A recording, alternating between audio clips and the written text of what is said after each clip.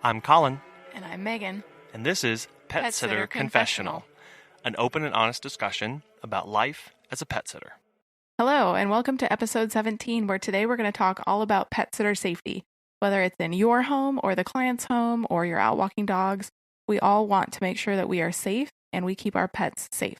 So pet sitting is a primarily female-dominated field, which is pretty cool. Girl power. Woo!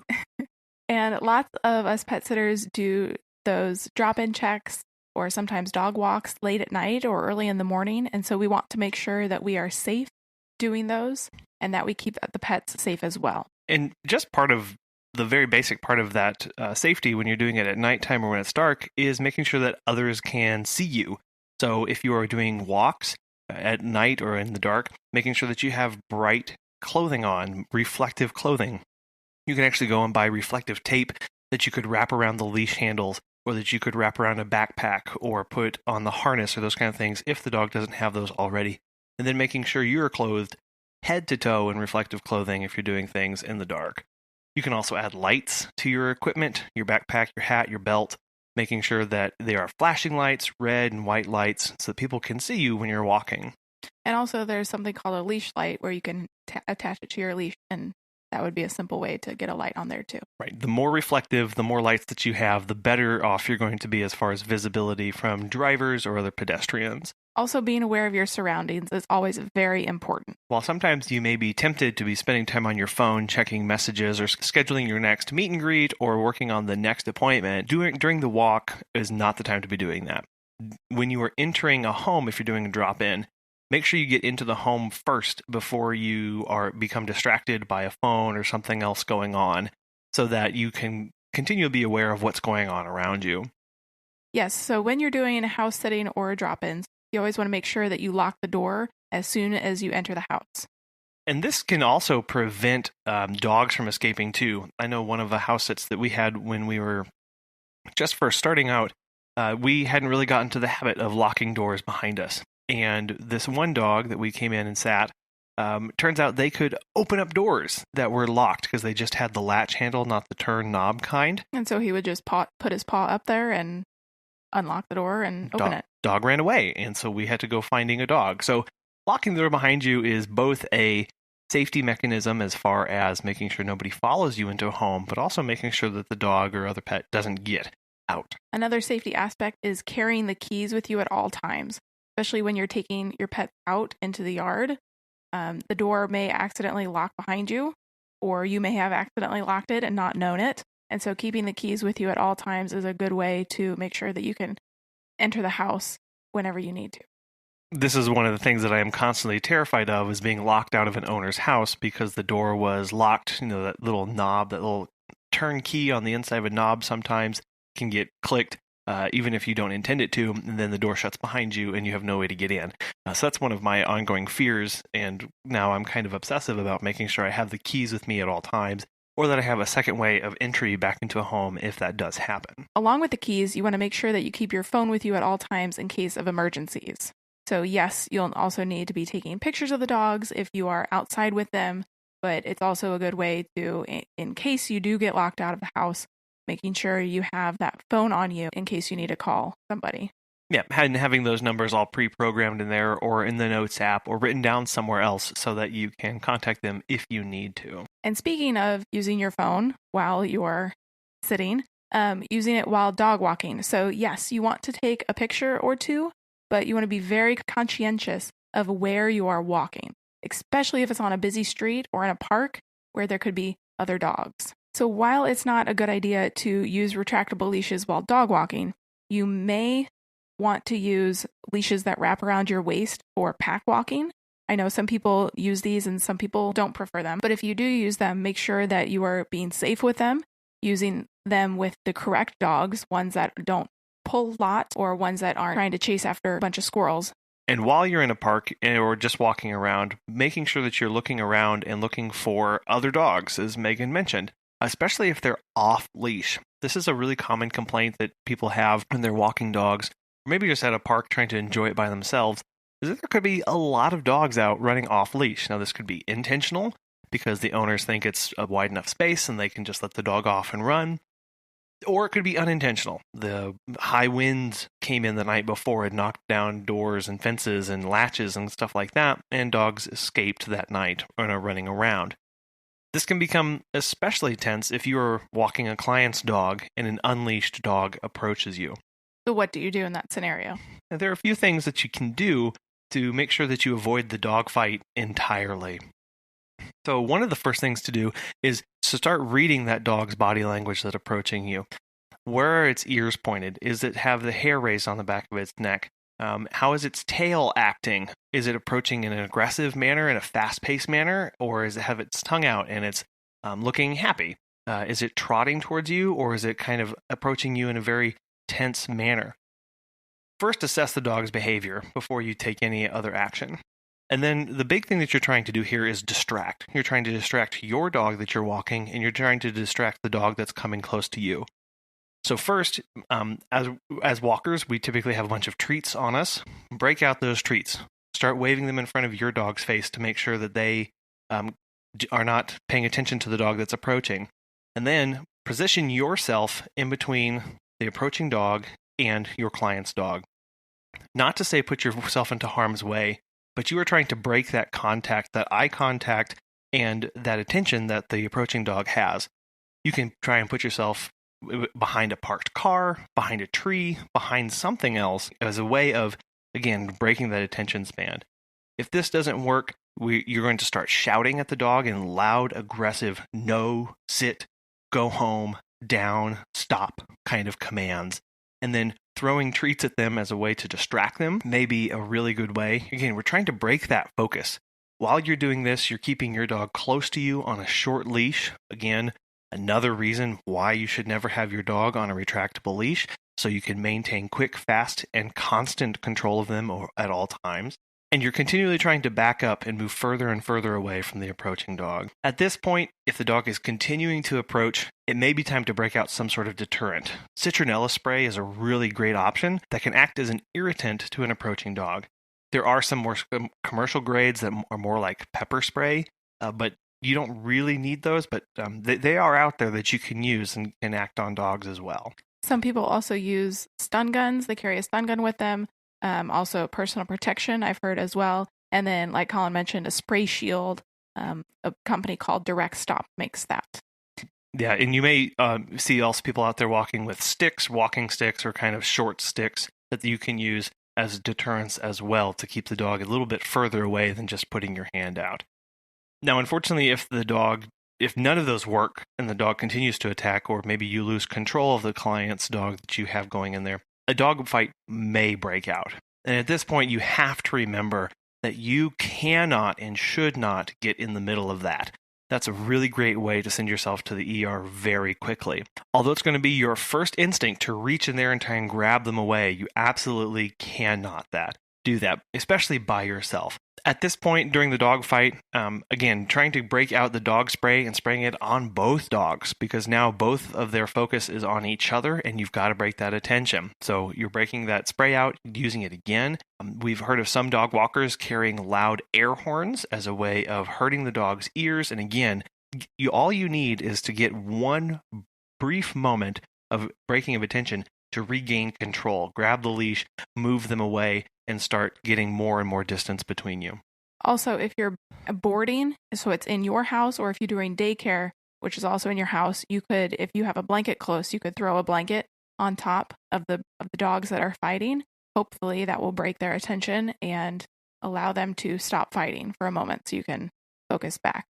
Often your first instinct, once again, of yelling frantically and grabbing at dogs is just going to escalate the confrontation further, and it is not going to help. Now, if a dogfight does break out, obviously you need to be contacting the local authorities and reporting the incident of the off-leash dog and letting the pet owner know that it occurred and seeking proper medical attention and care right away if you need to.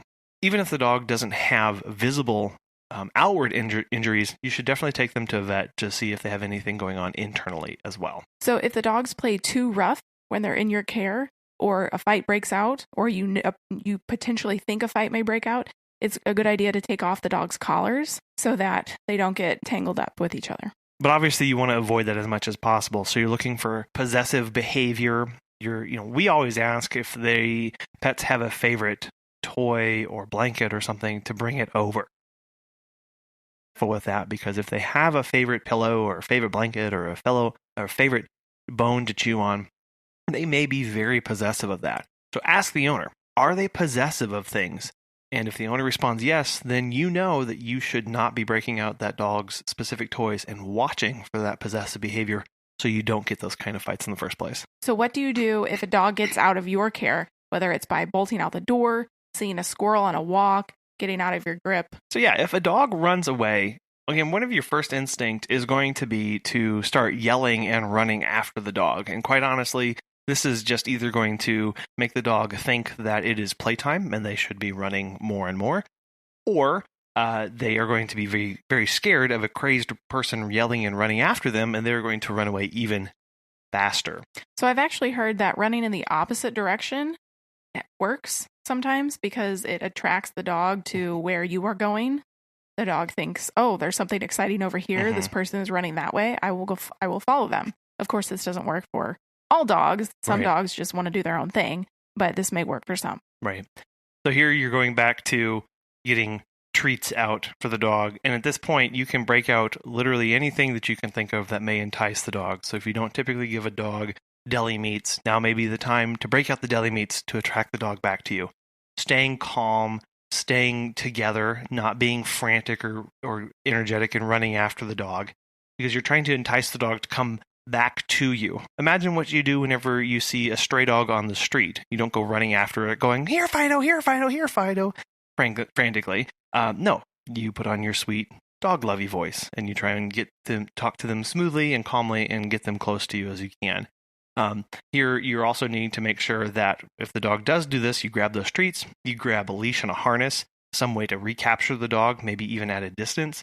So you're thinking of ways to possibly lasso the dog, preferably to get the dog close to you so you can grab the dog before it can further run away. Also, some dogs really enjoy car rides. And so thinking about safely getting your car close to the dog and opening up the door and luring with treats or your sweet voice. And sometimes the dog will just jump right in. Right.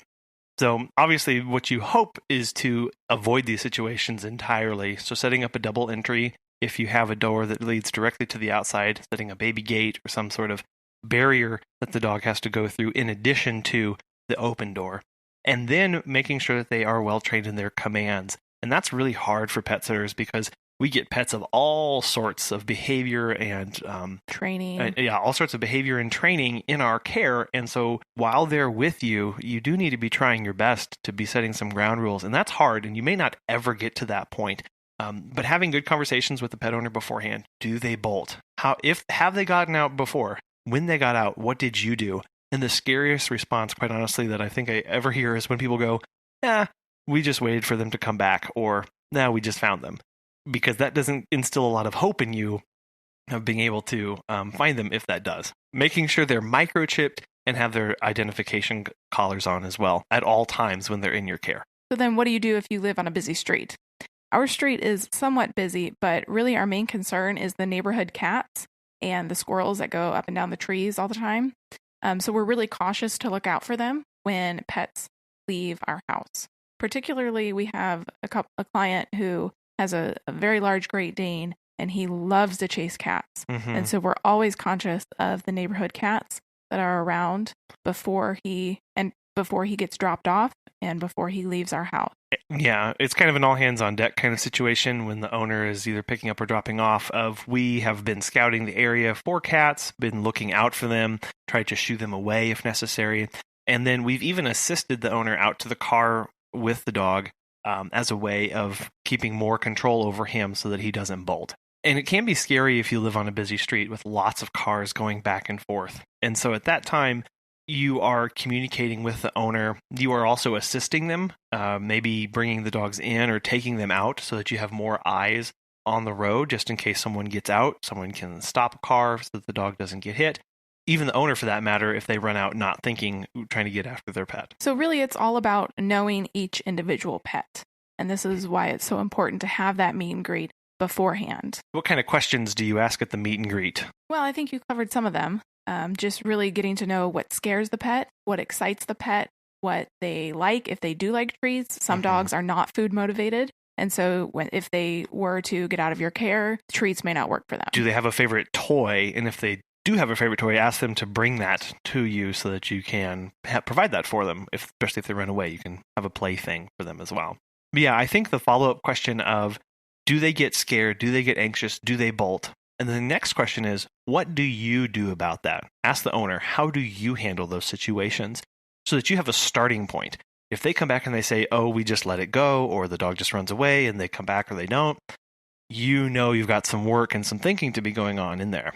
But if they have a better response, you can be that much further along in the planning and safety procedure. So part of pet sitter safety is not only being safe while you are pet sitting and while the pets are in your care, but before you pet sit. So if you feel uncomfortable at the meet and greet for whatever reason, you can say no. Like we always say, know your limits, know your boundaries, and you can say no to any client for any reason. Yeah, and that can be because the pet that they bring over doesn't get along with the pets that you have. Its behavior is way off. It could also be because the client weirds you out. And this, again, is very important of, if you are by yourself, let somebody else know that's in your inner circle of where you're doing the meet and greets, what time they are, and when you should be done, and to do a follow-up call. That may sound overkill, but you can never be too cautious with these kind of things. And if somebody is coming into your home for a meet and greet, same thing. Let somebody else know that meet and greet is going on, and approximately when do you think it should be done. Or if you are pet sitting with a significant other, then that significant other would likely be there at the meet and greet. So Colin and I always go to the meet and greets together, whether it's in our home or at somebody else's home. If you can't have somebody with you at the meet and greet, even maybe it's just a person sitting in the car who may not be going in with you or even affiliated with the pet care, but again, if it's at nighttime or if it's in a new area or you're getting weird vibes from the person, if you get weird vibes from somebody, don't ever just go over to their home. Meet them in a public park and then maybe do a follow-up at their home after that if you need to. Safety is part of the preparation. So if you're doing walks, make sure you have the walks either memorized or in an app so that you can follow them so you're not getting lost in the early or late hours at night. And you communicate those walks and those paths to people, especially if you have any sort of reason or just inkling of being uncomfortable, so that people know where you are at all times. So we just talked about making sure that you're communicating to others when you are leaving your home, but also part of safety is knowing when you should stay home instead of leaving. Yes. So in case of inclement weather, snow or blizzards, you may have to cancel your pet sitting for that day or your dog walks. You obviously don't want to be walking dogs in a blizzard. And you may still have to go over and check on the dogs, but there may be a point where there's 6 feet of snow on the ground and you can't get out. Thinking about if you are going to go by the school district cancellation policy that you're nearest to, or what your cancellation policy will be if there is inclement weather. Yeah, you're talking about tying your cancellation policy to a school district's cancellation policy. So if the school district cancels, you automatically cancel because you know the roads are not safe enough for travel. Right. That's just one way to do it. You could have your own cancellation policy that has nothing to do with the school district. I was just putting it out there. No, right. But that it goes into thinking about, are the roads safe for me to drive? Can I drive in them? Do I have the vehicle for them? Where am I going? And what are the road conditions going to be like along my path? And having set cancellations policies already in order, because if the dog pees inside, that's much better than you getting in a wreck and being stranded on the side of the road. Nobody would want that to happen, regardless of what happens to the dog at that point. And some of what we just talked about is covered in our emergency preparedness episode, which was episode 15. So you can go back and listen to that for a lot more of what to do in an emergency. Another aspect of pet sitter safety means being armed with the knowledge about the pet. We had talked on this a little bit earlier, but knowing when and how much medicine they take, when and how much food they eat, and just their overall schedule. It's best to be consistent with their normal schedule as much as possible, and that's for the pet safety as well as your safety. Again, getting back to asking good questions during the meet and greet and listening for the kind of responses that you may get. You may ask, does Fido get along with other dogs? And they say, oh yes, they get along with other dogs, except for really large ones. if you don't catch that last one and you have a very large one in your home the next day, and you're sitting Fido, you could be in for a world of hurt. And so, again, you're reading body language, you're listening to the owner's responses. So if you are a house sitter, or if you're doing drop-ins on pets, you may want to consider removing your advertising signs or car magnets so that others aren't aware that you are there taking care of somebody's pet. It could act as, instead of advertising for your pet sitting business, it could advertise to others that nobody is currently at that home full time and they may try and break into it. In addition to that, before the owner leaves, you can ask them to inform their neighbors that they will have a pet sitting service over or somebody checking on their house so that you don't get the cops called on you. Another safety aspect is dog proofing. So if you are boarding or doing daycare in your home, you want to make sure that you dog proof your house. You want to make sure that you dog proof the areas in which the dogs will be, not having breakables on the floor. So when we talk about dog proofing, really we're trying to avoid a couple things here. We're trying to avoid direct injury to the dog. So the dog being caught or tangled in something like cords or high pile carpeting where they may get a claw or a dew claw stuck in. We're also trying to prevent them from chewing on objects, especially objects that they may try and swallow and consume. And sometimes that doesn't always go the best for them, and they may start choking or have other serious side effects from that. Yes, so then you want to perform dog CPR. If you are not certified, you need to get certified. This is very, very important. So you want to, when performing CPR, you want to cover the pet's nose with your mouth and exhale, then continue giving chest compressions for a cycle of 30, and then 2 rescue breaths, and then repeat that for 2 minutes. Yeah, and you can also perform the Heimlich on dogs as well. You are going to be checking to see if you can move the object out of their throat in some manner. And then if the dog is standing, you'll put your arms around her belly and join your hands and make a fist and then push firmly up and forward just behind the dog's rib cage, and hopefully trying to force that out in performing an artificial cough effectively. There are other ways to perform the Heimlich if the dog is lying down or if it's a small dog. But while you're doing that or you're getting ready to do that, get ready to move the dog or seek emergency veterinary care if necessary. While we talked about being CPR and first aid trained for the pets, make sure that you're first aid and CPR trained for humans as well. We had a client who last winter slipped on some ice right in front of our house, and she really damaged her back, and we had to help her get up and walk her to her car and take care of her after she had fallen. Another aspect of dog proofing is dog proofing your client's house. So again, that means moving any cords that you see that the dog could be chewing, any hazards, any plants that could be toxic to the dog or that they like to chew on. And while you're at the owner's house, if you plan on coming back over doing a drop-in visit late at night, make sure before you leave, when it's still daylight, that you turn on a night light, whether in the kitchen or on the outside of the house, so that there's some light in the area whenever you return and you're not having to walk up to the door in the dark. And make sure you have the key ready and you're not fumbling for your keys when you go up to the owner's front door. Making sure you're reducing and minimizing as many distractions as you can. And you're as prepared as possible. So that you can get into the door and get it shut behind you. I know all this stuff can sound very paranoid and very somebody's always out to get you kind of thing, but taking these small precautions right at the get-go can really go a long way to making sure that you and the pets are safe in the long run. Also, if you're transporting dogs, you want to dog-proof your car. When you're transporting your dog, you also want to make sure that they are secured properly, not just for their safety, but yours as well. If you were to get in an accident, yes, there is potential injury to a dog that is not secured, but also having a 60, 100-pound dog flying towards the back of your head that is unsecured whenever you have a front-end collision will not end very well for your spine. So a secured dog is a safe dog for both you and themselves. Also having the child locks on in the back seat, the locks and windows, because they could roll down the window and jump out of the car. Yep. And I don't want to have to chase the dog after it jumps out of a window. That sounds like no fun at all. You always want to remember to have emergency contact information on hand, on your phone, in your wallet, somewhere in case something happens. If you have any additional pet safety tips that you think would be beneficial for us or other pet sitters to know, you can either go to our Facebook or Instagram page at Pet Sitter Confessional, or you can email us at feedback@petsitterconfessional.com, and we'd love to share that with our community and other pet sitters.